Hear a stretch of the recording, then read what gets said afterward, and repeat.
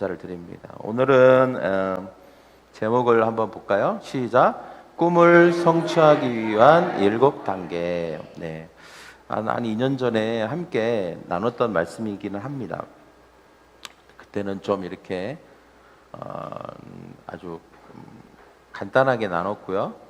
오늘은 약간 포커스를 물론 같은 내용의 말씀이지만 요 타이밍에 하는 게 참 중요하다는 생각이 들어서 제가 이 말씀을 다시 소환을 했습니다. 우리가 말씀을 들을 때 때때로 들었던 말씀이라 할지라도 지금의 나의 상황과 그 다음에 나의 위치 그리고 내가 지금 어떤 목표와 어떤 길을 가고 있느냐에 따라서 완전히 180도 다른 말씀으로 우리에게 다가오기도 합니다. 그래서 이때에 또 저 말씀을 나누는 게 필요하다는 생각이 들었어요. 왜냐하면 우리가 라이프 클래스를 하고 있고 우리가 라이프 클래스를 통하여서 하나님이 우리의 삶을 변화시켜주셔서 우리에게 어떤 축복을 주실 것인가에 대해서 우리는 좀 깊이 생각해 봐야 되고 큰 그림을 그릴 수 있어야 되거든요. 이것이 다 연결되어 있습니다. 근데 우리가 하는 신앙의 활동들 그 다음에 우리가 하고 있는 게 다 연결되어 있는데 이게 따로 하나씩 떼어놓고 보면 때로는 어떤 거는 싫고 또 어떤 건 부담스럽고 어떤 거는 왜 하는지 모르겠고 이런 게 너무 많아요. 그렇지만 우리가 큰 이렇게 그림 속에서 여기 위치들을 잘 보면 이걸 왜 이걸 해야 되는 거고 이게 왜 중요한 거를 알게 될 때가 있거든요.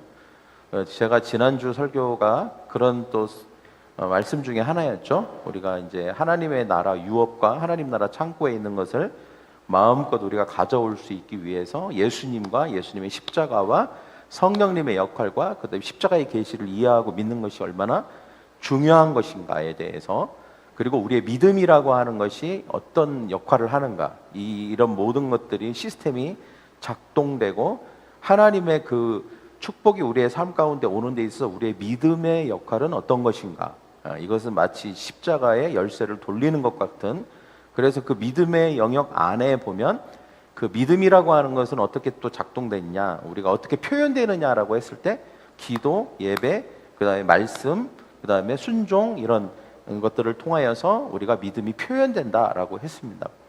오늘 말씀도 이제 굉장히 100% 연결되는 말씀이라고 저는 생각을 해요.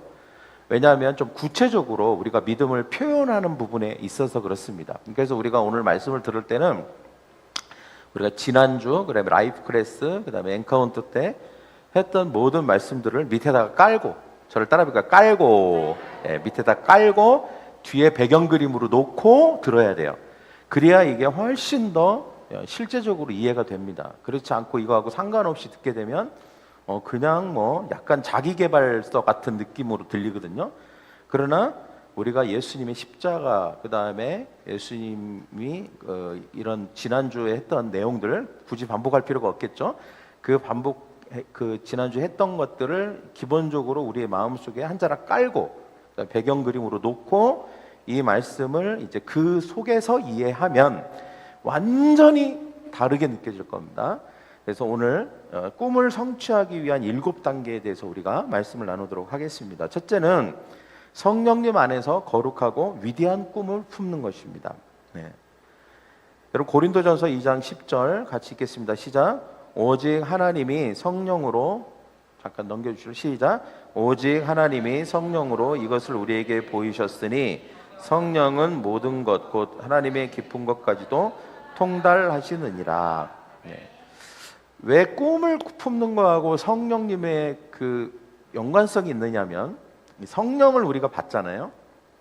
그러면 꿈이 생깁니다. 꿈이. 그래서 성령님은 우리에게 꿈을 주셔요. 그리고 아주 깊은 것, 그러니까 좀 어떻게 보면 우리의 현실과 동떨어져 있다고 생각하는 그것까지도 볼 수 있도록 깊은 것까지, 먼 것까지 볼 수 있도록 우리에게 눈을 활짝 열어주시는 것이죠. 그래서 이제 우리가 꿈은 성령의 언어다 이렇게 우리가 많이 표현을 하죠. 그 아브라함도 하나님께서 꿈을 주셔서 꿈을 꿨죠. 그리고 요셉도 꿈을 꿨습니다. 아브라함은 큰 민족을 이루고 또 복의 근원이 되는 꿈을 꿨고 요셉도 어떻게 합니까? 자기 민족과 자기 부모와 형들과 부모가 절을 하고 그 다음에 결국은 뭡니까? 그러니까 자기가 이제 총리가 될 것에 대한 꿈이었고, 총리가 돼서 그걸로 끝나는 게 아니라 민족과 그다음에 형제들을, 가족들을 구원하는 것까지 사실은 그 꿈을 주신 것이죠. 느헤미야도 무너진 예루살렘을 재건하는 꿈을 주셨습니다. 예수님에게도 꿈이 있으셨죠. 예수님 이 땅에 오셔서 올 때부터 예수님 왜 왔는지, 어떤 목적으로 왔는지를 분명히 말씀하고 다니셨어요. 그래서 내가 온 인류를 십자가를 통해서 구원하겠다라고 하는, 잃어버린 자들을 구원하겠다라는 분명한 꿈, 그리고 이제 하나님과의 관계가 완전히 깨져 있는 모든 인류를 하나님과의 관계를 회복시키고 하는 이 꿈을 위해서 오신 것이죠. 여러분, 우리가 현실이 어떠하든지 간에, 또는 우리가 얼마나 뭐 상황이 좋냐 좋지 않냐하고 상관없이 예수를 믿는다는 것, 그리고 성령이 내 안에 계시다는 것은 꿈을 꾸는 사람이 된다는 것을 말하는 것입니다. 그래서 이게 믿음의 사람의 특징입니다. 꿈꾸는 거. 옆에 있는 사람이 얘기해, 당신은 꿈을 꾸고 계시죠? 그래서 우리가 항상 예수 믿는 사람은, 이게 왜 하나님이 죄송해요, 좀 약간 눈을 왜 두 개를 주셨을까를 생각해 보셔야 돼요. 눈이 왜 두 개냐? 우리가 뭐 이렇게 뭡니까, 신체적인 접근으로 뭐 해서 눈 두 개가 뭐 초점 이런 얘기 말고, 이제 영적인 접근을 했을 때 왜 눈이 두 개냐면, 하나의 눈은요 현실을 바라보고, 하나의 눈은 꿈을 꿔야 돼요. 무슨 말인지 알겠죠? 우리가 맨날 현실만 바라보는 사람들이 있어요. 현실은 이렇고요, 없고요, 뭐 이러면 현실만 바라보는 사람이에요. 이게 눈 두 개를 잘못 쓰고 있는 거예요, 하나를. 그러나 여러분, 하나님이 눈을 두 개 주셨다는 거는, 한 눈은 현실, 한 눈은 꿈을 꾸라는 거예요. 미래를 바라보고 하나님이 우리에게 주실 것을, 비전을 바라보고 하라는 것입니다. 그래서 우리가 이것은, 꿈을 꾼다는 게 뭐 현실 도피 이런 걸 말하는 게 아니에요. 우리가 현실을 정확하게 인식도 하지만 동시에 하나님이 주신 꿈과 하나님께서 꿈꾸게 하시는 것들, 우리의 인생에서 꿈꾸게, 우리의 삶에서 꿈꿔야 될 것들이 있잖아요. 그죠? 이루어지기를 원하는 소원들이 있습니다. 이런 것들을 포기하지 않고 계속 그것을 바라보고 시각화하면서 나가야 되는 것이죠. 그래서 우리가 아무리 현실이 팍팍하고 어려워도 절대로 꿈은 포기하면 안 되는 것입니다. 우리가 꿈꿔야 될 영역들이 많이 있죠. 가정에 대한 꿈을 꿔야 됩니다. 시각화해야 돼요. 우리 가정이 화목해지고, 또 예수 그리스도 안에서 모두 다 돌아와서 함께 예배드리고, 그 다음에 정말 우리 가정이 정말 다른 가정에게 복이 되는 가정을 계속 꿈꾸고 그것을 시각화해야 됩니다. 여러분, 자녀들의 미래를 꿈꿔야 됩니다. 할렐루야. 우리 직장과 자아실현과 사업과 모든, 또 그리고 장차 나아가서 또 하나님 나라 안에서 사역들. 그래서 제가 항상 이제 엔카운터를 하고 리더들한테 그런 얘기를 하죠. 우리가 다음 엔카운터가 또 내년, 라이프 클래스와 엔카운터가 내년 5, 6, 7월 달에 있을 건데, 그때 꿈을 꾸자. 어떤 꿈을 꿔요? 내 주변의 친척들, 아니 친구들, 또 예수를 믿던, 아니면 예수를 믿었는데 오랫동안 안 믿었던, 하여튼 어떤 누구가 됐든지 간에 정말 엔카운터가 필요한 사람들이 있단 말이죠. 하나님을 만나고 변화되고 축복받아야 될 사람들이 보이면, 그 사람을 데리고 다음 엔카운트에 들어와서 라이프 클래스에 들어오는, 뭘 해야 돼요? 꿈을 꾸란 말이에요. 꿈을. 그런 꿈이 있어야 돼요. 꿈. 그런 꿈을 꾼 사람들은 다음 엔카운터 라이프 클래스에 반드시 누군가와 함께 참여하게 될 줄 믿습니다. 할렐루야. 꿈을 안 꾸면 절대 그런 일은 일어나지 않아요. 꿈을 꿔야 된다고요. 꿈을. 그래서 여러분, 우리가 사역적인, 열매적인, 또 하나님 원하시는 그런 꿈들, 또 재정적인 꿈도 꿔야 되겠죠. 우리가 어떤 재정적으로, 어떤 소유적으로, 아니면 어떤 뭐 사회에서 어떤 레벨이 올라가는 부분에 있어서도 여러분, 그것도 꿈을 꾸셔야 됩니다. 그래서 여러분, 우리가 부요함의 꿈을 꿔야 돼요. 무엇보다 우리가 하나님 마음 안에 있는 또 거룩한 꿈도 꿔야 할 줄 믿습니다. 주님, 내가 하나님의 계획의 일부가 되게 해주십시오. 우리가 나 자신만을 위해서 사는 것이 아니라 정말 하나님의 기쁨이 되고 싶고, 하나님이 마음 안에 이루고 싶어 하시는 그 꿈의 어떤 한 부분을 감당하고 싶습니다라고 하는 그런 꿈도, 우리가 거룩한 꿈도 꾸며야 되는 것입니다. 그래서 여러분, 우리가 오늘은 좀 이제 이런 7가지 단계에 대한 약간 실예, 그러니까 약간 구체적인 팁들을 좀 더 구체적으로 나누고 싶은데요. 거룩한 꿈을 분별하는 방법이 있습니다. 다음 PPT. 이거는 설명을 안 할게요. 대신 길어지니까 그냥 쭉 한번 같이 읽는 걸로 넘어가겠습니다. 시작. 말씀과 일치하는가? 하나님의 말씀에 어긋나지 않은 꿈인가? 하나님의 영광을 위한 것인가? 내 영광이 아닌 하나님의 영광을 구하는가? 다른 사람에게 유익이 되는가? 나만의 이익이 아닌 공동체의 유익을 고려하는가? 성령의 확신이 있는가? 기도할 때 마음 깊은 곳에서 오는 그 평안과 확신이 있는가? 이제 요거는 왜 이거를 말씀드리냐면, 우리가 꿈에는 이제 나로부터 비롯된 꿈이 있지만, 그러니까 나와 관련된 꿈이 있고 하나님과 관련된 꿈이 있습니다. 그러나 모든 꿈은 다 성령님이 주시는 거예요. 하나님은 나와 관련된 꿈이라고 해서 도와주시지 않고 이루어지지 않아야 될 꿈이라고 생각하지 않으십니다. 다 성령님이 우리가 그걸 꿈꿀 수 있도록 도와주세요. 그러나 우리가 거룩한 꿈을 분별하는 법은 또 알아야 됩니다. 그래야만 우리가 하나님의 영광을 위해서 거룩한 꿈을 함께 품을 수 있을 줄 믿습니다. 할렐루야. 두 번째는 같이 한번 읽어볼까요? 시작. 품은 꿈을 입을 크게 열고 담대하게 선포하라. 시편 81편 10편 시작. 나는 너를 애굽 땅에서 인도하여 낸 여호와 내 하나님이니 내 입을 크게 열라 내가 채우리라. 한번 우리가 입을 한번 크게 벌려볼까요? 시작. 약간 이건 그냥 한번 그걸로 한번 해본 겁니다. 여러분, 입을 크게 열라고 하신 이유가 있습니다. 내가 하는 말의 대책을 내가 세울 필요는 없습니다. 그러니까 대책 없이 말해도 돼요. 그러니까 자, 여기서 또 우리가 왜 그래야 되는지를 우리가 지난주 말씀과 엔카운트 때 들었던 십자가에서 7가지 교환을 떠올리면서 요 생각을 하셔야 돼요. 왜 내가 대책 없이 말해도 되는가? 어차피 나에게는 대책이 없어요. 그리고 내가 말하는 이 내용이 너무 꿈은 크기 때문에 이거를 내가 책임질 수도 없어요. 대책 없죠. 이거에 대한 내 대책이 내 안에 뭐가 있습니까? 아무것도 없지. 근데 누구는 있다? 하나님은 있다. 누구를 통해서? 예수님의 십자가를 통해서 이미 그 대책을 마련해 놓으셨어요. 우리는 그저 그 십자가에서 이루신 거룩한 십자가의 교환이 있잖아요. 7가지 피를 흘리시면서 예수님께서 이미 십자가에서 다 해결해 놓으신 그거를 믿음으로 가져다가 쓰는 거예요. 그러면서 말하는 거예요. 그러니까 이거는 이루어질 일이에요. 이미 이루신 것을 내 삶에도 이루어지도록 선포하는 거죠. 그러니까 대책은 하나님이 이미 가지고 계시고 또 내가 선포한 것에 대한 대책도 하나님이 하실 거예요. 그러니까 우리는 대책을 말할 필요가 없어요. 우리는 대책을 세울 필요도 없습니다. 저를 따라 볼까요? 대책은 하나님이 가지고 계신다.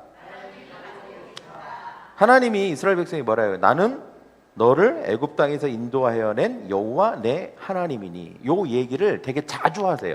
이스라엘 백성들한테. 왜 그러냐면 나는 그런 하나님이야. 그러니까 너 자신을 바라보고 니들이 말하고 입을 크게 벌려서 꿈을 꾸고 선포하는 거에 대해서 너네 자신이 책임질 필요가 없어. 책임은 내가 지는 거야. 내가 이루는 거야. 착각하지 마. 이 얘기예요. 그러니까 여러분, 하나님은 그런 분입니다. 열장을 내리시고 홍해를 가르시고 광야에서도 수백만 명을 신발도 헤어지지 않고 먹을 것도 부족하지 않도록 인도해 주신 분이 바로 하나님이신 줄 믿습니다. 인생의 모든 대책은 누가 가지고 있다? 하나님이 가지고 계신 거예요. 그래서 우리는 그저 그분을 믿고 크게 입을 벌려서 담대하게 선포하면 되는 것입니다. 그러면 선포의 실제적인 방법이 있어요. 이것도 그냥 읽겠습니다. 시작. 구체적으로 구체적으로 시각화된 것을 선포하라. 잘 될 것이다가 막연하게가 아니라 구체적으로 내용을 말해라. 현재형으로 선포하라. 될 것이다 보다는 하나님이 하고 계신다. 믿음으로 선포하라. 의심하지 말고 확신을 가지고 말하라. 지속적으로 선포하라. 한 번만이 아니라 계속해서 고백하라. 그냥 막연하게 잘 될 거야 이렇게 하지 말고 구체적으로 말하고 또 시각화하라는 것이죠. 왜 시각화가 필요하냐면 여러분, 우리가 본 거는 되게 구체적인 거거든요. 우리가 보통 눈으로 본 거는 말로 잘 설명을 합니다. 그러니까 우리가 구체적으로 시각해야 돼요. 가정이 회복되기를 원한다. 아니면 뭐 재정이 회복되기를 원한다. 그럼 재정이 회복되기를 원하면 구체적인 숫자가 나와야 돼요.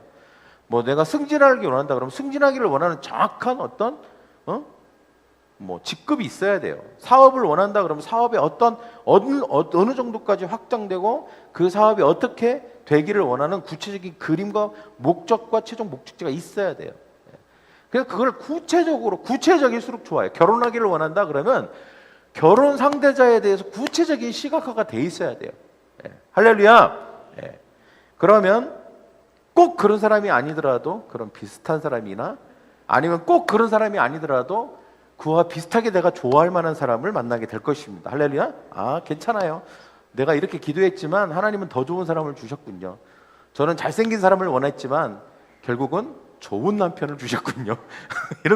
이런 거 있죠. 하나님은 더 좋은 거를 우리에게 주시니까. 그 다음에 선포할 때 주의사항 같이 읽겠습니다. 시작. 하나님의 뜻에 맞는 하나님의 뜻에 맞는 내용을 선포하라. 교만하지 말고 겸손한 마음으로 선포하라. 다른 사람에게 해가 되는 내용은 선포하지 말라. 말씀에 근거하여 선포하라. 세 번째는 품고 선포한 꿈을 위해 간절히 기도하라입니다. 누가복음 11장 9절 시작. 내가 또 너희에게 이르노니 구하라 그러면 너희에게 주실 것이요 찾으라 그러면 찾을 것이요 문을 두드리라 그러면 너희에게 열릴 것이다.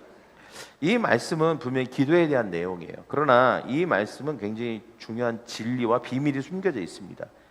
왜 예수님께서는 기도를 이렇게 물론 기도가 중요하다는 것을 이렇게 세 번 겹겹이 중복해서 강조하셨다라고도 할 수 있지만 그 내용이 다르죠. 찾는다, 문을 두드린다, 그 다음에 구한다. 이 세 가지가 사실 기도지만 이 부분에 있어서는 한 가지 의미가 뭐냐면 왜 계속 이것을 이렇게 구하고 찾고 문을 두드릴까? 이게 뭐냐? 계속되는 것을 말하는 것이죠. 계속 멈추지 않는 것을 말하는 것입니다. 그러니까 구할 때까지, 찾을 때까지, 열릴 때까지예요. 저럴 때 구할 때까지, 찾을 때까지, 열릴 때까지. 어떤 사람은 이런 사람이 있죠. 구해봐. 구해봤어요. 끝. 구해봤는데요. 끝. 찾아도 봤어요. 끝. 이런 사람이 있어요. 구해도 받고 찾아도 봤어요. 열릴 때까지는 또 아닌 사람들도 너무 많아요. 근데 우리가 꿈을 품는다는 것은요, 그냥 한번 찾아보고 구해보고 끝나는 거고 하다 안 되네 이런 게 아니에요. 꿈을 품고 꿈을 향해서 나간다는 것은 꿈이 이루어질 때까지 계속 그렇게 기도하고 나간다는 것을 의미하는 것입니다. 이번 주에 서울에 갔는데 은광 부부라는 부분이 은광 30살 한 조금 중반인데 아주 고등학교 때 진짜 찢어지게 가난한 집에 시골에 살다가 서울로 상경을 했어요. 왜? 내가 가족들을 책임져야 되겠다 이런 마음을 가지고. 그래서 서울로 상경을 해서 이제 안 해본 일 없이 다 한 거죠. 그러다가 이제 그 뉴젠워십 예배에 한번 가고 그때 이제 회복이 돼서 그 사업을 계속했던 친구입니다. 초창기에는 사업이 잘 되기도 하고 안 되기도 하고 그다음에 뭐 매출이 50억이 나왔기도 하고 아니면 100억을 손실 보기도 하고 이런 일들이 많이 일어났는데 자기가 그런 얘기를 쭉 해줬어요. 그런 과정에서 지금까지 온 것 왔고 그 과정에서 내가 어떻게 했는지 그리고 그게 신앙적으로 성경적으로 어떤 관련이 있는지 이런 얘기를 쭉 해주는데 굉장히 인상 깊더라고요. 저는 막 시간 가는 줄 모르고 제가 들었고 메모까지 했는데 굉장히 중요한 사실들을 많이 깨달았어요. 저도. 근데 그분이 결론은 지금 현재 매출이 580억인가 560억 매출을 내는 패션 회사 대표예요. 두 부부가 하는. 근데 이분이 얘기하는 게 자기도 굉장히 많이 망해보기도 많이 망해봤대. 그리고 뭐 손실도 많이 보고 힘들 때도 너무 많았대요. 막막할 때도 너무 많고. 그러나 그때마다 자기가 그거를 포기하고 또 주저앉고 그런 게 아니라 신앙 안에서 이것은 뭔가 이런 의미가 있을 것이다. 이런 뜻이 있을 것이다. 이것은 내가 또 성장하기를 원하는 어떤 과정이고 그런 것이다. 또 이것은 내가 돌파해야 되는 것이다. 이런 것들을 계속 신앙 안에서 해석하면서 계속 중단 없이 계속 나간 거예요. 멈추지 않고 간 것이죠. 그러면서 이제 많은 그런 도전이 되는 얘기를 여기서 다 할 수는 없지만 했습니다. 그래서 여러분 기도를 중단하는 것은 꿈을 중단하는 거하고 똑같아요. 내가 기도하고 있지 않다? 그것은 두 가지 중에 하나입니다. 내가 하나님 안에서 꿈을 중단했거나 아니면 하나님과 상관없이 내가 꿈을 이루려고 하거나, 어차피 결과는 똑같아요. 실패예요. 그리고 그 꿈이 이루어진 것 같아도 그 꿈의 내용을 잘 들어가 보면, 이루어진 꿈의 내용을 들어가 보면 하나님 없이 이룬 꿈은요, 복이 되지 않습니다. 하나님이 없이 이룬 그 부는 반드시 반대급부가 있어요. 즉 부는 이뤘지만 엄청나게 부만큼 잃은 게 있어요. 반드시 가정을 잃어버리거나 가족을 잃어버리거나 건강을 잃어버리거나 뭘 잃어버린 게 있다고요. 그러니까 하나님 없이 그런 게 꼭 있어요. 그러나 하나님과 함께 이룬 꿈은요, 부족함이 없는 성취가 있습니다. 할렐루야. 완벽해요. 온전합니다. 때문에 여러분, 우리가 기도하고 있지 않다, 이 말은 꿈을 중단했거나 아니면 하나님 없이 꿈을 이루려고 하는 거예요. 그러니까 인위적인 거죠. 인본주의적인 것입니다. 때문에 우리는 중단 없이 기도해야 합니다. 저를 따라해볼까요? 중단 없이 기도해야 합니다. 사람들이 여러 가지 이유로 기도를 안 하죠. 진짜 하나님을 안 믿어서도 기도 안 합니다. 둘째는 믿지만 인내하지 못하는 거예요. 그러니까 응답이 늦어지니까 중간에 포기하는 거죠. 그 다음에 현실이 잘 안 변하니까 그래서 또 포기하는 것도 있습니다. 또 바빠서 안 하는 것도 있고, 믿음이 흔들려서 안 하는 것도, 결국은 믿음의 문제입니다. 이거는 여러분, 우리가 끝까지 하나님을 믿어야 할 줄 믿습니다. 예수님께서 십자가에서 하신 일을 믿어야 돼요. 그리고 이 일은 반드시 내 삶에 실현된다 라고 하는 것을 믿고 끝까지 중단 없이 기도하는 저와 여러분이 되기를 원합니다. 옆에 있는 사람 얘기합시다. 다시 기도를 시작합시다.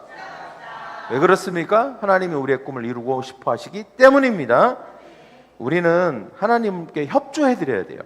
협조해 드려요. 하나님은 그렇게 하고 싶어 하는데 내가 협조해 드리지 않으면 절대 하나님이 주체가 돼서 우리의 꿈을 이룰 수 없습니다. 그래서 기도의 효과적인 방법 한번 같이 읽겠습니다. 시작. 구체적으로 기도하라. 막연한 기도보다 구체적인 내용으로 기도하라. 말씀을 근거로 기도하라. 하나님의 약속을 붙잡고 기도하라. 감사함으로 함께 기도하라. 이미 받은 것처럼 감사하며 기도하라. 인내하며 기도하라. 응답 때까지 포기하지 말고 기도하라. 말씀을 근거로 기도라. 큐티와 말씀 읽기가 같이 병행돼야 됩니다. 그 다음에 기도 중단을 극복하는 방법이 있습니다. 첫째, 정해진 시간에, 시작. 정해진 시간에 기도하는 습관 만들기. 기도 제목을 기록해 두고 체크하기. 동역자들과 함께 기도하기. 작은 응답에도 감사하며 기도하기. 여러분, 오늘 라이프 클래스 매일 읽기 제목이 뭐예요? 네? 오늘인가? 맞을 것 같은데. 꿈의 책. 기죠? 꿈의 책이죠. 우리가 이제 꿈의 책을 만들 필요가 있습니다. 이제 시각화를 위해서도 필요하고요. 거기에 또 기도 제목이 구체적으로 들어가 있고, 그 기도 제목과 관련돼 있는 이제 그림들, 또는 뭐 어떤 상징들, 이런 것들을 이렇게, 그래서 큐티 노트를 약간 이렇게 드림북하고 같이 할 수 있는 큐티 노트도 좋고, 아니면 드림북을 따로 만들어서 드림북만, 그러니까 약간 기도 제목 노트라고 하는데 보통 거기에 드림북이 또 같이 할 수 있는 거죠. 기도 제목을 쓰는 거.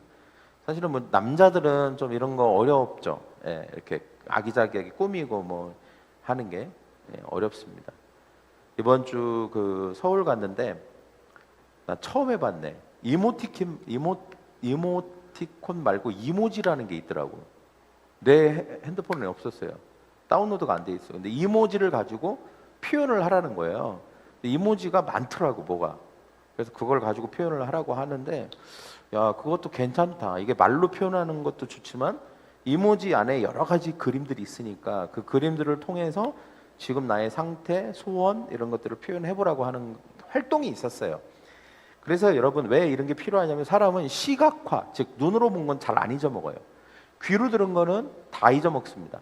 근데 눈으로 한번 본 거는요, 평생 기억합니다. 그래서 우리가 이 시각화가 되게 중요합니다. 기도 제목을 기록해 둘 때 우리가 꿈의 책 방식을 한번 만들어 보는 것이죠. 그 다음에 네 번째는 저를 한번 따라해 볼까요? 품고 선포하고 기도하면서 최선을 다해라. 자, 우리가 앞에 읽었던 말씀과 또 연결이 되는데요. 왜 구하고 찾고 두드리라고 하셨을까? 여러분, 이것은 단지 추상적이고 정적인 기도가 추상적이고 정적이지 않다는 걸 지금 강조하고 싶으신 거예요. 예수님께서 그냥 어떤 자리에 앉아서 그냥 마치 수양하듯이 그냥 기도만 하면 된다, 이렇게 앉아 있기만 한다, 그냥 소원만 아뢰면 된다, 이런 말을 하는 게 아닙니다. 예수님께서 왜 찾아라, 구해라, 두드려라 이렇게 말씀하셨냐면 기도라고 하는 건 굉장한 액션이 필요하다는 거예요. 액션적이어야 된다는 거예요. 그러니까 기도하면서 찾아야 돼요. 기도하면서 두드려야 돼요. 기도하면서 구해야 되는 것입니다. 그래서 기도는 하나님이 100% 하고 또한 나의 액션이 100% 하는 것입니다. 그러니까 기도하면서 나의 최선이 다해져야 되는 거예요. 그래서 하나님께서 항상 나에게 물어보시는 거죠. 너의 최선이 뭐냐? 여러분, 성경에 보면 하나님이 우리의 최선을 항상 물으셨다는 걸 꼭 기억해야 돼요. 예수님이 제자들 보고 오병이어의 사건을 일으키실 때, 그 축복을 일으키실 때 제자들 더러 5,000명을 먹이라고 하셨잖아요. 그러나 그걸로 끝나지 않았어요.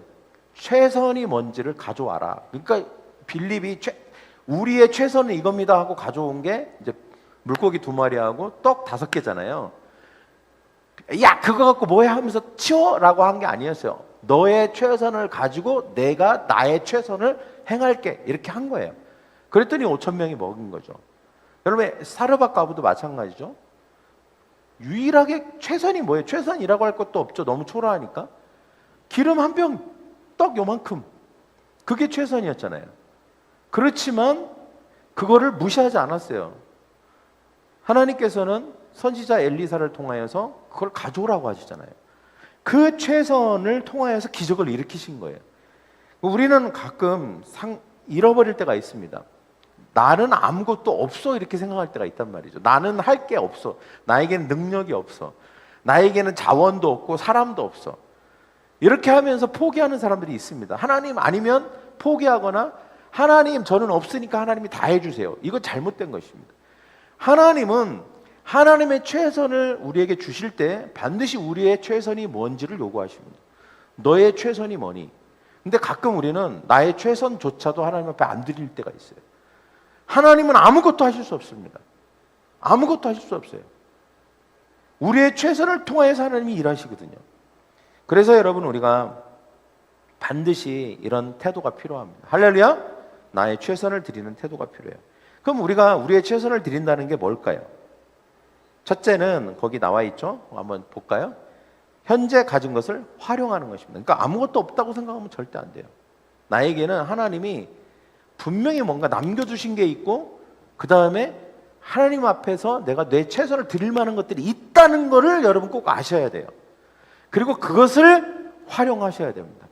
그것을 하나님께 드리기도 하고 맡겨드리기도 하고, 주님 내가 이게 있습니다, 내가 이것을 통하여서 할 것이니 주님 나의 최선을 통하여서 하나님의 최선을 보여주세요 라고 해야 되는 것입니다.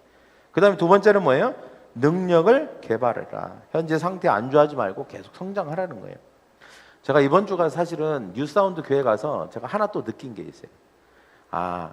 보면 여러분, 영상을 보면 굉장히 변화가 무쌍하잖아요. 그죠? 그래서 공간이 영상으로만 하고 사진으로만 보면요, 공간이 그 실제 가서 본 것보다 한 5배는 더 많아 보이는 느낌이 들어요. 영상으로 봤을 때.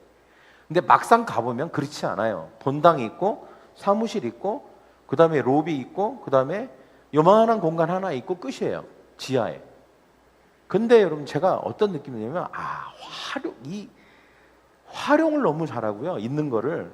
그러니까 변화무쌍히 위에다가 막 걸고 떼고 막 붙이고 이걸 너무 잘해요. 시간마다 막 의자를 이렇게 놨다 저렇게 놨다 막 그냥 엄청나게 그냥 능력치를 쫙 그냥 끌어올리는 거예요. 그냥 우리는 공간 없어요, 그러니까 공간이 하나 더, 이런 차원이 아니라 있는 공간을 가지고 막 엄청 변화무쌍하게 그 아까 왜 까만 그 펍같이 생긴 공간 있죠?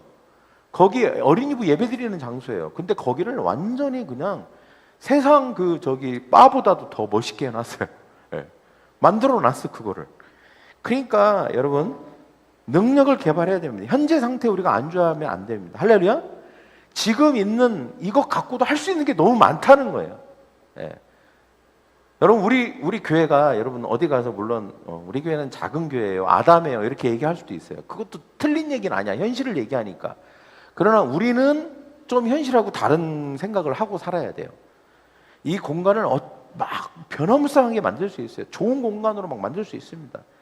배드민턴도 치고 하잖아요. 우리가 여기 파티도 할 수 있고요. 제가 생각해봤어요. 여기를 멋진 이렇게 이렇게 와서 이렇게 뭔가 이렇게 하여튼 멋진 그 카페 같이도 만들 수 있겠다 하려고 치면.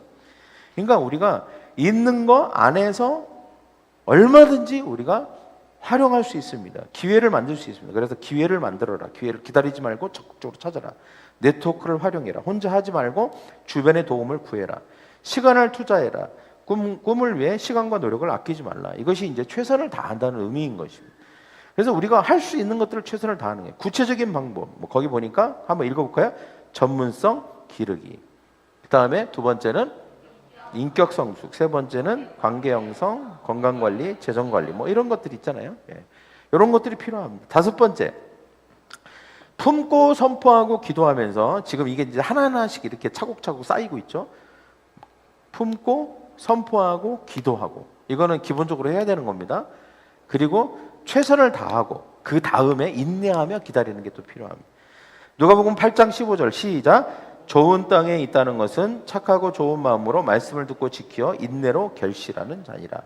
모든 걸 다 했다 하더라도 인내하지 못하면 결코 꿈을 이룰 수 없습니다. 꿈을 성취하는 좋은 땅은 인내함으로 되는 줄 믿습니다. 인내가 뭘까요? 믿는 거죠. 끝까지 믿는 것입니다. 하나님의 가장 좋은 때를 기다리는 것입니다. 인내함으로 기도하고 인내함으로 말씀 듣고 인내함으로 심고 인내함으로 도전하는 것입니다. 그러면 하나님이 기회를 주시고 하나님께서 때가 됐을 때 이루어 주실 줄 믿습니다. 인내하는 동안 해야 될 일들이 있죠. 한번 읽어봅시다. 인내하면서 해야 될 일들 시작. 계속 기도하기, 말씀 묵상하기, 실력을 계속 쌓아야죠. 인내할 때 가만히 있으면 안 됩니다. 계속 공부하고 실력을 쌓는 것입니다. 그 다음에 관계 돌보기, 감사하기 이런 거에 인내할 동안에 하는 것입니다. 인내의 단계들이 있죠. 처음에는 막 뜨거워요. 그러나 현실에 직면하면 뭡니까? 아, 이게 현실은 다르구나 하면서 좀 꺾이죠. 그러면서 어려움과 실패를 만날 때, 큰 시련을 만날 때, 그리고 포기하고 싶고, 그 다음에 그만두고 싶은 마음이 막 들죠. 그러나 그때 어떻게 합니까? 포기하면 안 되죠. 인내함으로 다시 일어서고, 그리고 다시 앞으로 향해서 달려가야 됩니다. 그러면 때가 되면 결실하게 될 줄 믿습니다. 할렐루야. 여섯 번째, 같이 읽어볼까요? 시작. 꿈을 성취할 후에는 모든 영광을 오직 하나님께만 돌려라. 사람들은 전 생각해 봤어요. 이 여섯 번째하고 일곱 번째까지 잘 생각 안 해요. 아, 이제 인내했어. 꿈은 이루어져서 아, 됐다. 여기까지. 그러나 여섯 번째, 일곱 번째는 생각도 안 하고 얘기해줘도 마음에 귀담아 듣지 않습니다. 근데 제가 생각해 봤어요. 여섯 번째, 일곱 번째를 미리 정하지 않은 사람은 1번부터 5번까지가 안 돼요.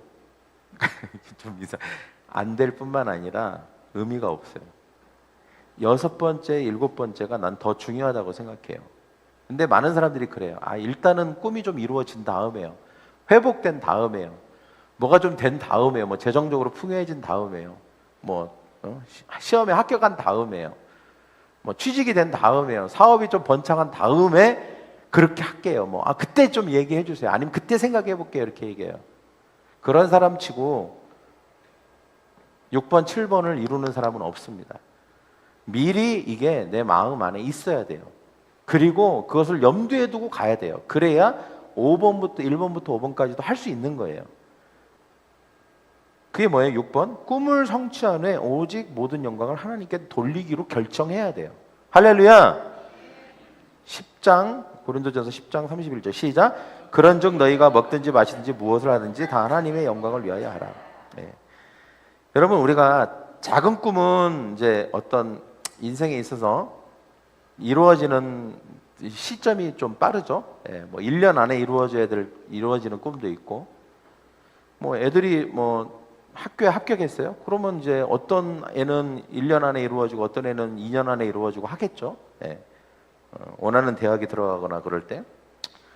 또 뭐 여러분 각자 원하는 꿈들 또 소원들은 그 어떤 시점이 다 다르긴 합니다. 그러나 그게 어떤 것인지 간에 모든 꿈에는 성취가 있어요. 분명히 성취가 있습니다. 예를 들면 한번 생각해 봅시다. 나는 합격을 원해. 그럼 합격했어요. 그럼 꿈이 이루어진 거죠. 그러면 여러분 응답된 거잖아요. 합격도 된 거고 꿈이 이루어진 거잖아요. 그 다음에는 좋은 걸로 끝나나요? 아, 좋아. 그러니까 난 또 다음 꿈을 위해서 1번부터 5번까지 나는 또 반복할 거야. 그거는 뭔가 되게 중요한 거 하나를 딱 놓친 거예요. 여러분 꿈이 이루어졌어요. 소원이 이루어졌어요. 그때 반드시 우리가 뭘 해야 됩니까? 꿈을 이루게 하신 모든 영광을 하나님께 돌려야 하는 줄 믿습니다. 할렐루야. 예. 사람들이 언제 교만해지는 줄 아세요? 꿈이 이루어지지 않을 때는 절대 교만하지 않습니다. 예. 그 사람들은 찾을래야 찾을 수도 없어요. 교만한 사람을. 교만은 꿈이 이루어진 다음에 오는 거예요. 성취가 이루어진 다음에 오는 거예요. 그래서 성경에도 보면 모든 교만으로 넘어진 사람들은 다 꿈을 이룬 다음이었어요. 다윗도 꿈이 이루어진 다음에 성벽 위에 있다가 밧세바를 범했죠. 사울도 꿈이 이루어졌는데 꿈이 이루어진 다음에 하나님께 불순종했어요. 모든 사람들은 꿈을 이룬 다음에 다 망했어요. 왜 그래요? 그 다음에 어떻게 해야 되는지를 정확하게 몰랐기 때문에 교만이 들어온 거예요. 교만. 그래서 여러분 교만은 자신을 하나님보다 더 많이 생각하는 거예요. 겸손은 자신의 역할과 자신을 하나님보다 더 적게 생각하는 거예요. 그래서 꿈이 딱 이루어졌을 때 내가 했던 노력과 수고와 애씀이 너무 대단하고 그것도 좋아요. 자기를 격려해야죠. 수고했으니까. 그러나 우리가 하나님께 영광을 돌리기 위해서는 보이지 않는 곳에서 우리를 이끌어 주시고 넘어지지 않게 하시고 좌절하지 않게 하시고 우리를 자녀와 같이 돌보셨던 하나님을 기억하는 것입니다. 여러분 성경에 보면 예수님이 인상 깊게 얘기하신 예화 하나 있잖아요. 문둥병자 10명이 고침을 받았는데 하나님 앞에 돌아와서 예수님께 돌아와서 영광을 돌리고 감사를 표현한 것은 한 명밖에 없었어요. 9은 어디 있느냐? 9은 꿈이 성취됐잖아요. 문둥병자가 나았다니까요. 그렇게 그들이 평생을 꿈꿔왔던 일이 일어났어요. 그런데 그 일어나는 그 순간 모든 것을 다 잃어버렸어요. 그러니까 우연이라고 생각했거나 아니면 우연이라고 생각했거나 아니면 뭔가 그렇게 생각했던 모양이야. 예수님이 하나님이 자기들을 낫게 했다는 생각을 못한 것 같아. 여러분 그게 못한 게 너무 안타까운 거죠. 그러니까 예수님께 돌아와 영광을 돌리고 감사를 표현할 생각을 하나도 안 한 거예요. 그냥 그걸로 끝난 거예요. 너무 좋은 걸로 끝난 거야. 그냥 자기 가족에 가서 그 기쁨을 나눌 생각만 한 거예요. 예. 그러니까 현실만을 바라본 거죠. 하나님이 그 모든 것에서 하셨다는 것을 생각을 못한 거예요.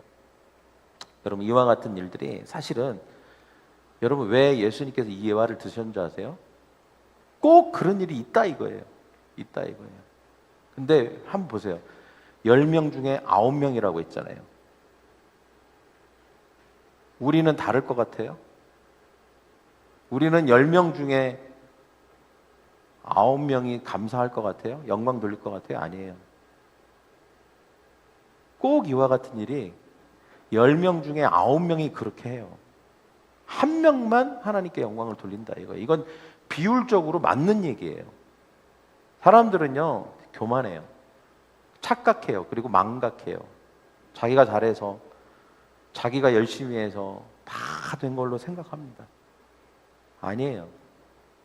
근데 그래서 사람들이 꿈을 성취한 다음에 하나님께 영광을 잘 안 돌려요. 이게 사실은 꿈이 이루어질 수 없는 이유이기도 하고요. 또 하나, 설사 내가 그 꿈을 이루었다 할지라도 그 꿈이 나에게 복이 되지 않는 이유이기도 해요. 너무 중요해요. 근데 이거는 꿈을 이룬 다음에가 아니라 꿈을 이루기 전부터 마음 안에 결심이 있어야 되는 거예요. 저는 이런 생각이 들지 않았을까요? 돌아온 한 명, 문둥병자 한 명이 예수님의 말씀을 들었을 거 아니에요? 가서 제사장들에게 보여라. 그때 9명은 뭐 하면서 갔을 거예요. 아무 생각 없을 거예요. 근데 이 한 명은 예수님의 말씀을 듣자마자 예수님이 제사장에게 보이라고 했지. 그러면 나을 수도 있는 건데 예수님이 지금까지 했던 거 보면 그러면 나는 낳으면 꼭 저를 볼게요. 나는 낳으면 꼭 바로 가족에게 가지 않고 친구에게 가지 않고 예수님께로 바로 가야지. 그래서 반드시 예수님 감사합니다. 저를 낳게 해주셔서 감사합니다. 하나님께 모든 영광을 돌립니다. 라고 꼭 해야지 라고 결심을 하고 제사장에게 걸어갔던 사람은 그 한 사람밖에 없었어요. 9명은 그런 생각 안 하고 갔어요. 한 명은 그 결심을 하고 갔다 이거예요. 그러니까 가는 중에 나섰거든요. 그러니까 그 즉시 되돌아갔어요. 예수님께. 그 결심이 이미 있었으니까. 이미 마음속에 생각하고 있었단 말이에요. 그러니까 그 일이 일어나니까 곧바로 뒤로 돌아가서 예수님께 갔단 말이에요. 근데 이 사람이 어떤 축복을 누렸는지 아세요? 네가 구원받았다. 구원받았다.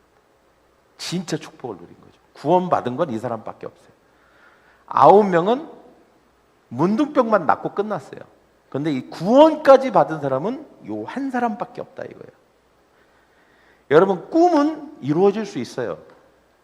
그러나 그 꿈을 통해서 하나님께 영광을 돌리고 진정한 의미의 하나님이 여러분에게 주시려고 하는 꿈이 이루어지는 사람은 하나님께 영광을 돌린 사람만 이루어집니다. 나머지는 그냥 세상의 꿈을 이룰 수 있지만 그걸로 끝입니다. 그래서 여러분, 우리가 조심해야 될 게 있어요. 어떤 성과나 성취에도 하나님의 역할과 하나님의 하신 일을 더 많이 생각해야 돼요. 더 많은 공을 그분께 돌려드려야 돼요. 물론 우리가 애쓰고 수고한 거 알죠. 누구보다 자기 자신을 아니까. 그러나 교만하지 않기 위해서 항상 우리가 결심해야 됩니다. 항상 하나님의 역할과 하나님의 하신 일들에 대해서 우리가 의도적으로 그렇게 해야 된다는 거예요. 그래서 영광을 돌리는 실제적인 방법이 있습니다. 5개인데요. 첫째, 시작. 간증으로 하나님께, 시작. 간증으로 영광 돌리기. 그래서 우리가 라이프 클래스, 그러니까 엔카운트 끝나고 제가 숙제 지난주 드렸죠. 뭐였죠? 10명에게 엔카운터 간증하기. 엔카운터에 대해서 어땠는지 그냥 간단하게라도 좋고, 아니면 좀 깊게 해도 되는 사람이면 깊게 해도, 엔카운터에서 하나님이 자기에게 해주신 거 또는 회복시켜준 게 있으면 10명에게 간증하기. 근데 이 숙제가 사실은 그 사람들에게도 좋지만 제일 좋은 건 나예요. 왜? 한 명 한 명 간증할 때마다 하나님이 영광을 받으시거든요. 영광을 받으세요. 그리고 마치 예수님께서 그 한 명의 문둥병자를 보는 것처럼 우리를 보아주세요. 아, 네가 9명과 같지 않고 정말 기억하고 있구나. 결단했구나. 내가 정말 해줬다는 걸 정확하게 알고 있구나. 이거를 하나님께서 한 명 한 명 할 때마다, 근데 그걸 10명한테 했어. 그러면 10번을 그렇게 우리가 하나님께 영광을 돌린 거잖아요. 하나님 얼마나 기뻐하시겠어요. 그 다음에 감사 생활하기, 겸손한 태도 유지하기, 하나님께 더 가까이 나아가기, 다른 사람 세워주기. 이게 또 영광을 돌리는 실제적인 문. 영광을 돌리지 않았을 때는 어떤 결과가 올까요? 교만해져서 더 큰 실패를 경험할 수 있거나 내가 이루었다 할지라도 그 이루어진 것이 나에게 복이 되지 않습니다. 그 다음에 하나님과의 관계가 멀어질 수 있고요. 한번 생각해 보세요. 하나님께 영광을 돌리지 않았어요. 그러면 뭐 하나님과 멀어지겠죠. 축복이 저주로 변할 수 있고 다음 단계 축복을 받지 못할 수 있습니다. 마지막입니다. 성취한 꿈을 위해서 주어진 모든 힘은 오직 복음을 위해서 쏟아부어라. 고린도서 10장 33절. 나와 같이 모든 일에 모든 사람을 기쁘게 하여 자신의 유익을 구하지 않고 많은 사람의 유익을 구하여 그들로 구원을 받게 하라. 여기 나와 같이 모든 일에 모든 사람을 기쁘게 하여라고 했습니다.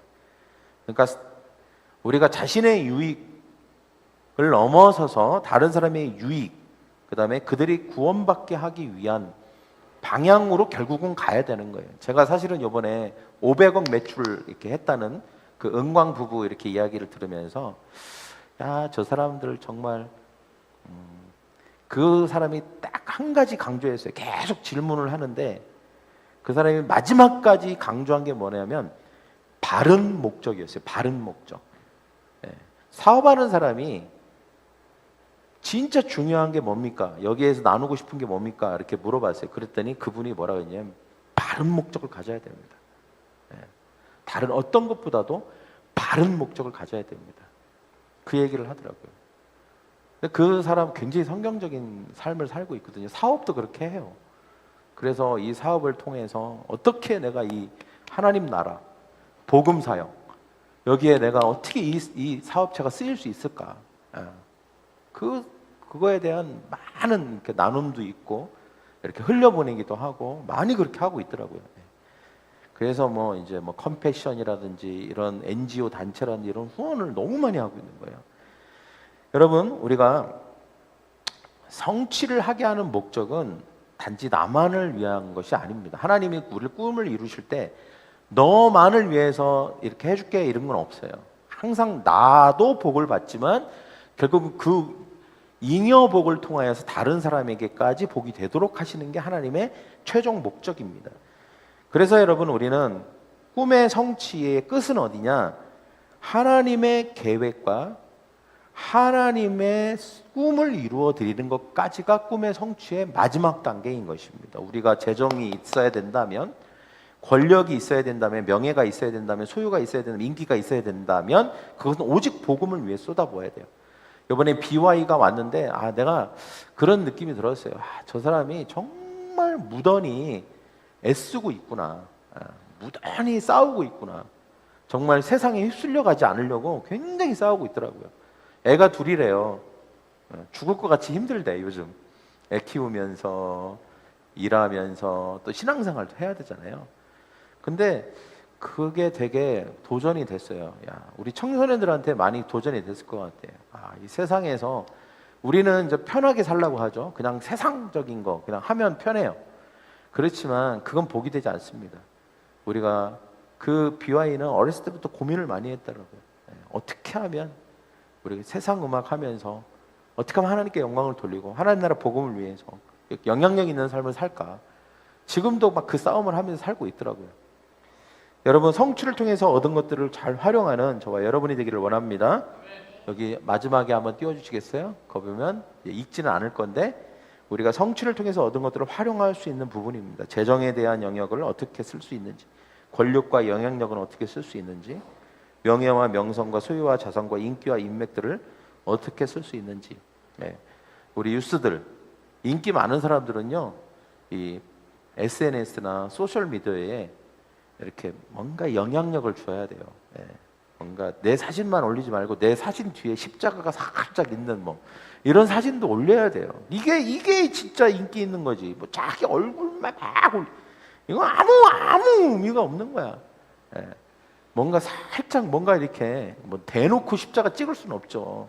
요즘 애들은 또 그런 건 또 힙하지 않다고 생각하니까 뭔가 약간 뭐 팔찌라도 십자가 팔찌라도 이렇게 한다거나. 그래서 뭔가 이렇게 드러내야 돼요. 간접적으로. 할렐루야. 그래서 복음 전파의 통로가 돼야 되는 거예요. 그래서 우리가 할 수 있는 것들이 많이 있습니다.